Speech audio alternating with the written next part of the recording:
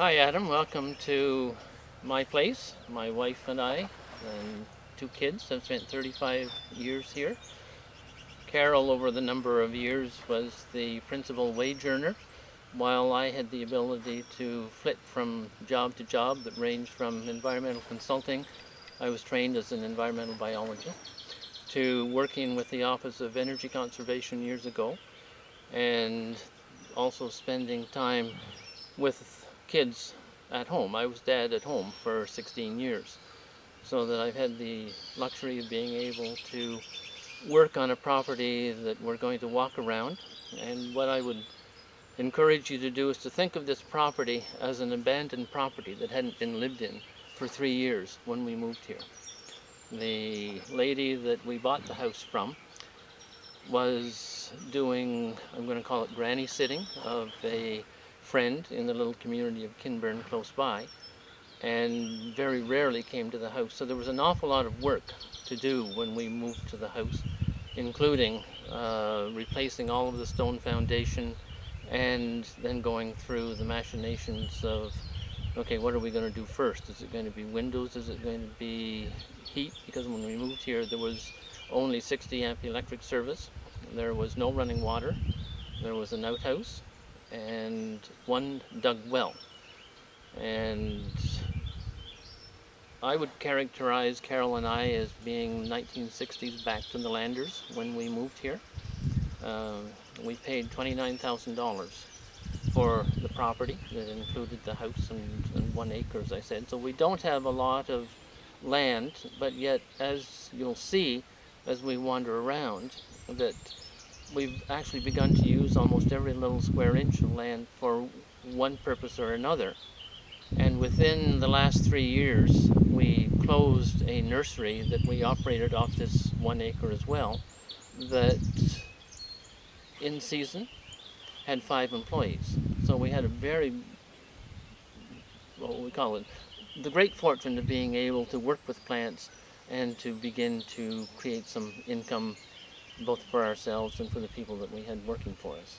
So that this was a love of labor and a labor of love that kept us on the property.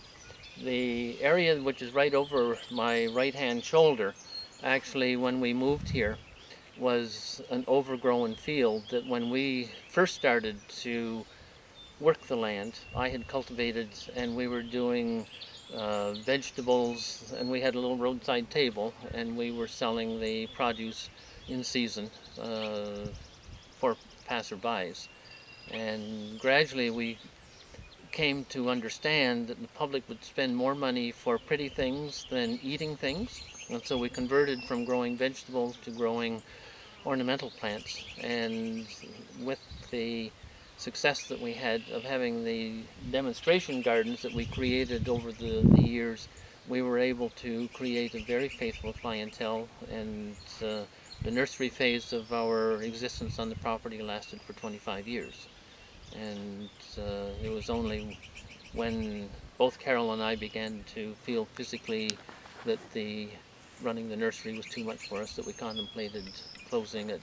And we had the place up for sale for 1.5 years, and if you can imagine, we never did have one offer to purchase the place. And our real estate agent said, it's because of the work, Phil. All that people see here is work. And they see an old house that has been renovated, and most people aren't willing to enter into the lifestyle that you and your wife entered into years ago. At that point, after we had realized that we really liked what we had built here, and fortunately the incentive program from the Ontario government came along, allowing people to consider building a microfit solar system. And once we made the decision that that was what we were going to do with our time from here on in, then we began to feel very much at ease, and we have had a rebirth of gardening, as it were. Only in this period we're focusing more on vegetable gardens, and you'll see more of the very recent efforts that we've had in terms of going into food production for ourselves. And there's going to be too much for just our family ultimately, So we'll probably get into the contribution process of taking food to food banks and things, the excesses that we don't have. So let's move on through the gardens just a little bit. Cool.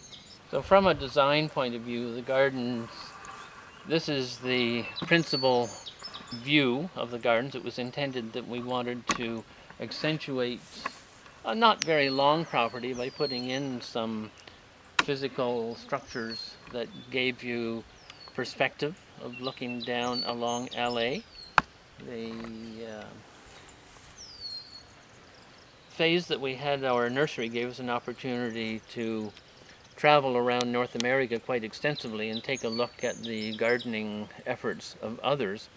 And the quadrant garden that we're about to go into is actually something that was stimulated by looking down on a quadrant garden from an upper story of a building at Fortress Louisbourg down in Cape Breton.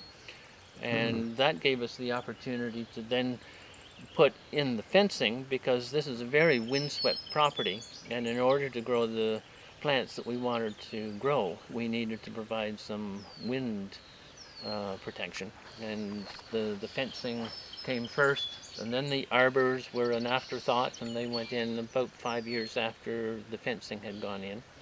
And gradually we have extended our gardens all the way down through the acre. We're roughly 210 feet square as a property. So it's not very big in terms of what most people would consider a rural property, but let me tell you, when you're on your hands and knees tending all of these gardens, it is a huge undertaking. Part of the joy of the gardens is to be able to say, we did this or that in the garden, and in fact this is the garden in which our daughter got married. And the two arbors provided the archways for the groom's family and the bride's family to come in, and the minister was standing here with chairs of all of our friends gathered over in the driveway area, and we had a couple of local teenagers who were great violinists sitting under the birch trees providing live music as required during the service.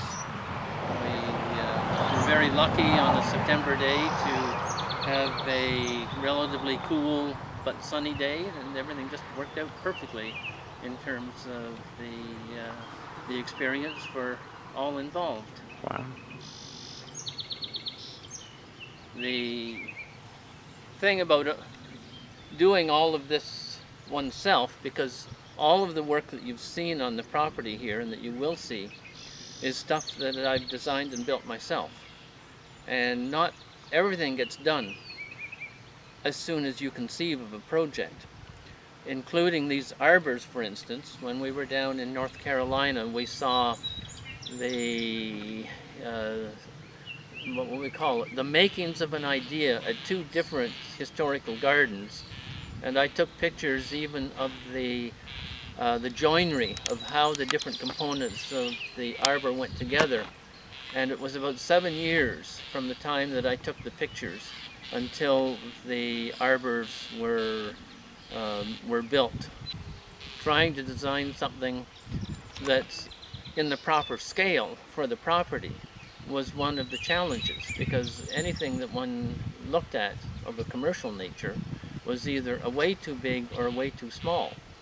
And so, again, like the house, the addition on the house was one where I had to put up story poles, and Carol has a better design eye than I, and so she wanted to see exactly what the slope of the roof was going to be in order to fit into the structure of the historic farmhouse that we were building.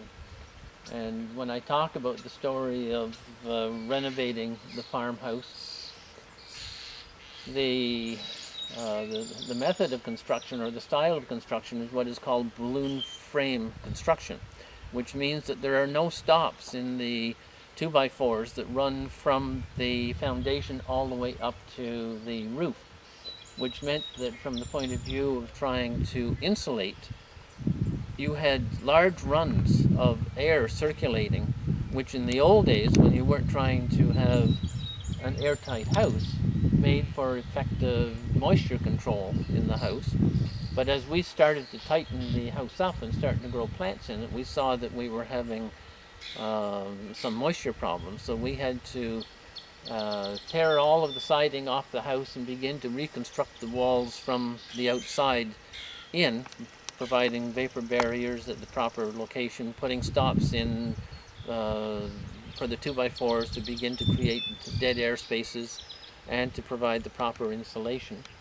And we're now at the third go-round of window replacement. We're now triple glazed windows, fiberglass constructed, and we have one little portion of the front of the house that is going to be resided in a couple of weeks, so that at that point we'll have a traditional black and white farmhouse type of image for the property. We're just back from a tour of gardens in the Netherlands, and one of the things that I really liked was the concept of taking dwarf fruit trees, and the term is espalier, which means spreading the branches horizontal from the shoulders as if they were arms. Oh, okay. And so what I'm in the process of doing is I've got 4 different types of dwarf apples that I am going to create as a backdrop or a fence to the quadrant garden that we're looking in. Given that the quadrant garden is a little bit more formal in terms of its design, looking at the trees from the other side is going to be yet another addition of formal entranceway and formal fruit tree growing. Okay. So it's, again, going back to periods of 19th century French, English, and Dutch growing experience of trying to grow fruit in a more manageable way, but doing it very ornamentally.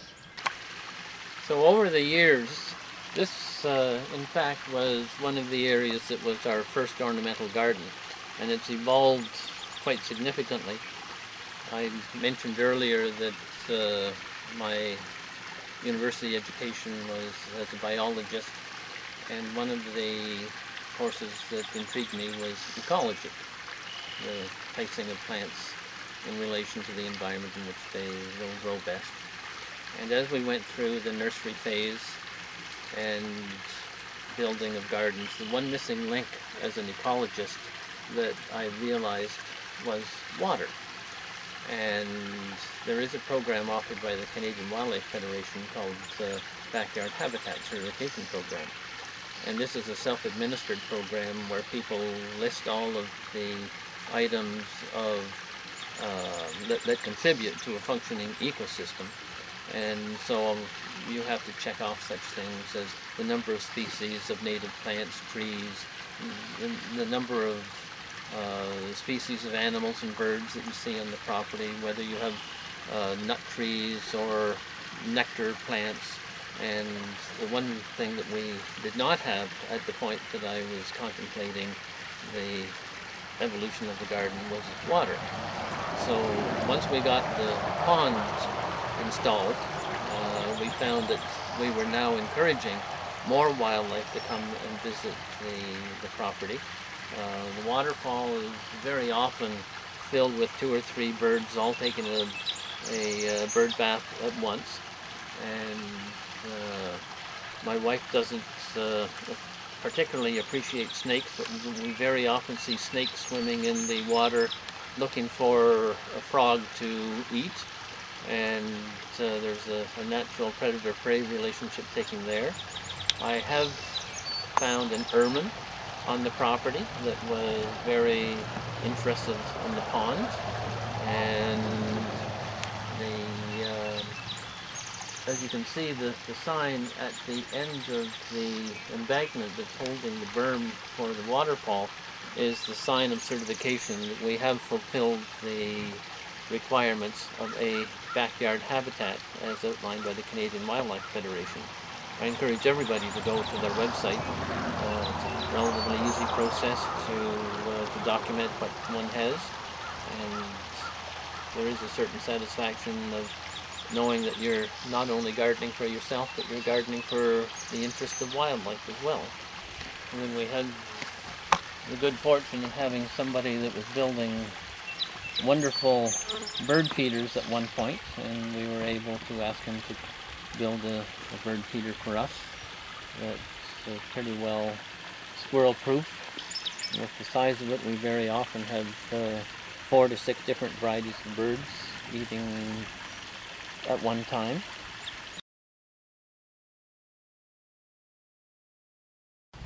You're doing your interview on May the 23rd, so it's getting to be time to move some of the plants out into the garden. So within the last few days I've been moving our tomatoes and squash, so that you can see that I'm using old pieces of page wire fence as my support system for tomatoes and for cucumbers.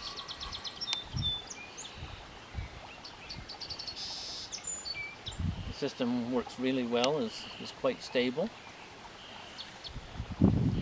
While years ago I had quite an extensive strawberry patch, I'm just reintroducing strawberries to the property, so we'll have 5 different varieties of strawberries to be able to harvest.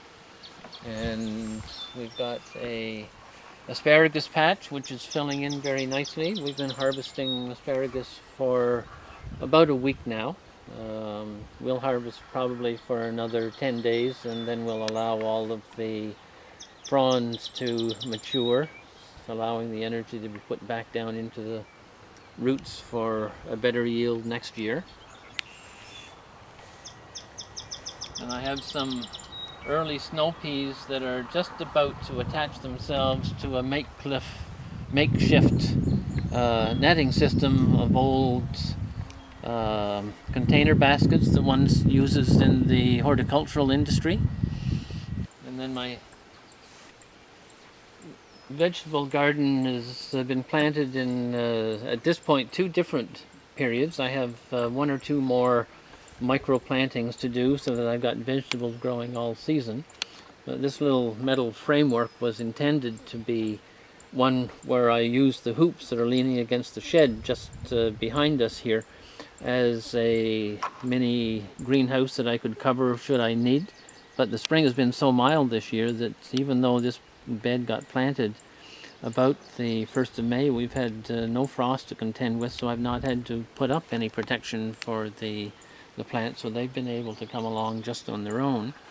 But in the greenhouse that I've re-erected from materials from former greenhouses from the nursery days, things are going just nuts. Some of the plants are already going to flower. I've been able to harvest leafy vegetables for about a month now for our own consumption.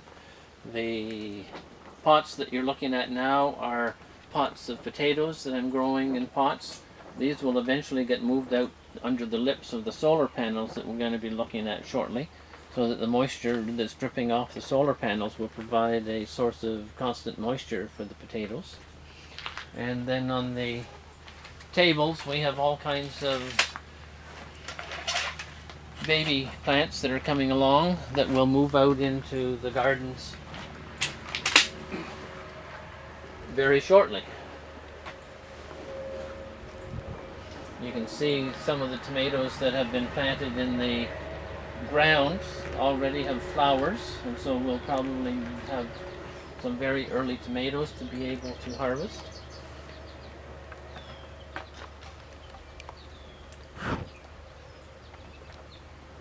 We tend to use organic fertilizers for our plants, so I think you just got a shot of the Fish Plus fertilizer that we add when we are doing our watering as a form of fertilizer. I mentioned to you in passing that I was trying to create a controlled environment within my greenhouse that I could either grow or harvest plants all season long. So what my intent is, you can see that I have black ABS piping strung along the arches of the greenhouse. I have a couple of more lengths of piping to install yet. And at the end here, these pipes will be full of water. They'll be connected to this standpipe that then goes to loops of similar pipe that are buried 12 to 15 inches in the soil. And over in this corner of the greenhouse is a dug well that goes down 20 feet. The water in the spring basically comes up to within 6 inches of ground level, and so I'll be positioning a circulating pump in the system that is going to circulate the water through, pick up the heat from the sun, take it down through the soil, and dump it back into the well. The concept is that there should be enough heat gain in fall and early spring that I should be able to get a head start on food production there. What you see here is just what's happened within the growing season without any hookup of that system, so it looks to me as if it's all going to work. I'm going to have to be a little bit concerned about insect and pathogen build-ups, but that will be part of my management chore as I get more experience with this little project. So that the shot that you're taking right now is actually an area of the property that 3 years ago was all covered with gravel and had 2 greenhouses standing on it. Where the solar panels are was one greenhouse, and then about 20 feet from where the robin is on the lawn was another greenhouse leading back to a utility shed that in its day was full of wood because we heated our house with 2 wood stoves. We have no forced air system. Wood heat was our principal means of heat up until the point that we started to reconfigure our life for retirement purposes, and we've now installed where the wood stoves used to be propane-fired parlor stoves. Still no forced air heat.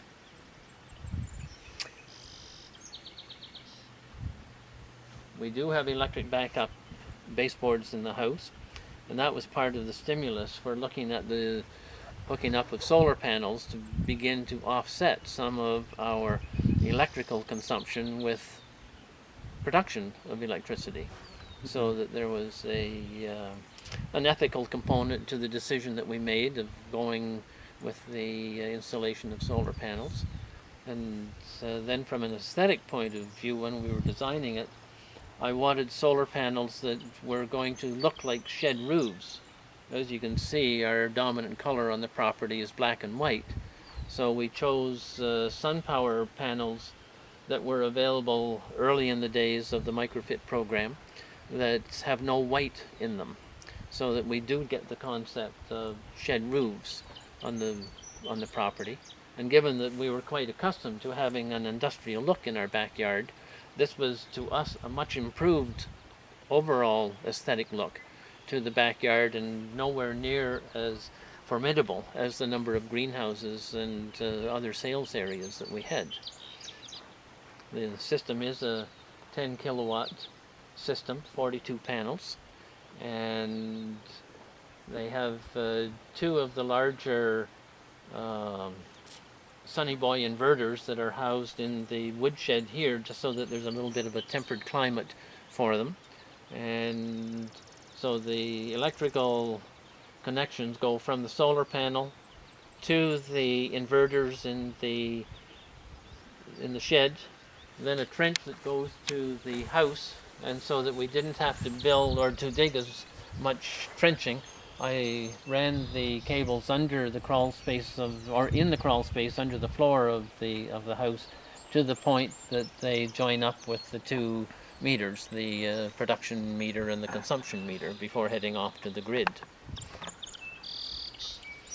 Just for the record, the Ottawa Solar did the design work, did the installation. It was a turnkey operation as far as I was concerned. I commissioned them to give me my vision of what I wanted the system to look like, and it all unfolded very easily and happily for all involved.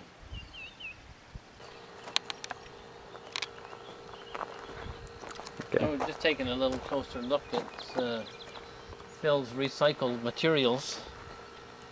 Part of the information that I gave you a few minutes ago was that I wanted the solar panels to look as if they were sheds. And I had in mind all the way along that I was going to use them as a hiding area for a lot of the materials that I used to and I may someday use. There's a standing joke on the property that Phil has a whole home hardware depot right here on his own property, and this is the lumber yard.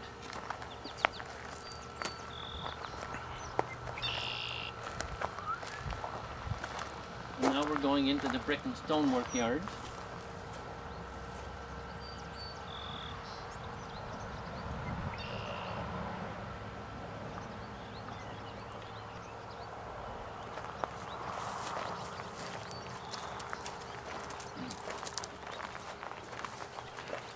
And the used pot department. Useful for gardeners.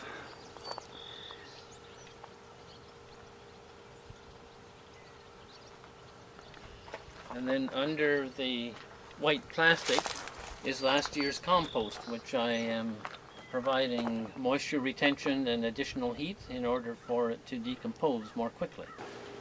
All of the brick is reclaimed brick from the farmhouse next door that burnt down. Oh wow.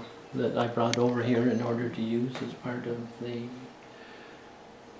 interior decor.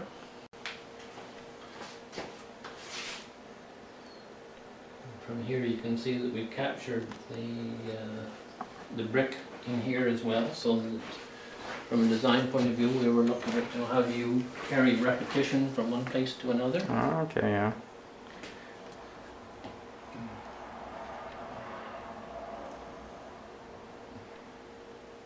So this was always designed to be an indoor greenhouse, and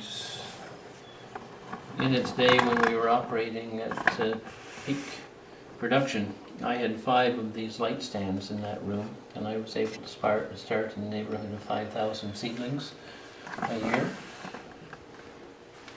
Okay.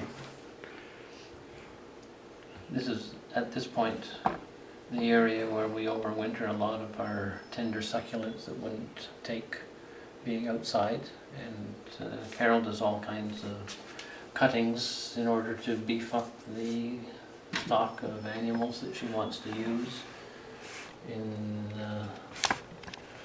bare spots in the gardens. The windows in the greenhouse are all reclaimed windows from a building project in Toronto. They were excess to the needs of a large apartment building, and I was able to get sufficient to custom build all of the openings in the greenhouse, and where that window is now it was of the same style, and have a few left over for misfortunes that happen over the years in terms of losing their seal or breakage or something like that. So that this was happening back in the 1970s, so I was very much into recycling as much as I could even then. So the reclaimed brick, the recycled windows. Again, this is all reclaimed brick from the house next door.